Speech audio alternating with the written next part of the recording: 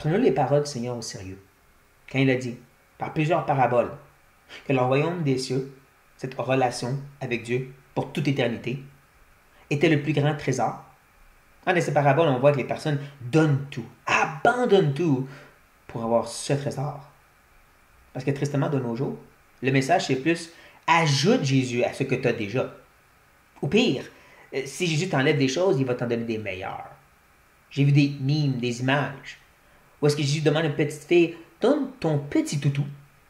Et derrière son dos, il y a comme un gros toutou à lui donner. Et c'est vraiment ça la théologie moderne. Jésus va peut-être te prendre quelque chose, mais il va donner tellement plus en retour, comme si l'idée du royaume en soi, cette relation avec Dieu pour toute éternité, c'est pas assez. Il en faut plus. On veut plus cette notion de prends ta croix tous les jours, meurs à toi-même. Sois pas à reconnaître que tu prépares tes proches, la santé, tout est bien, mais au moins, tu vas voir Jésus. Non, Jésus n'est plus tout de cette façon-là. Il est un ajout dans ce sens de tout, mais il n'est pas tout.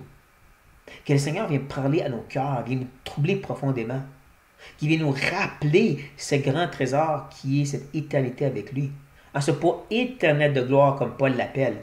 Il vienne peser si lourdement sur nos cœurs que ça vienne nous défaire de toutes ces choses. Il faut vraiment prendre des lâches prises.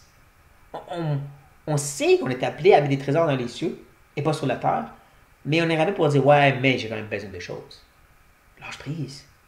Reconnais que ce qui est important, c'est lui pour toujours.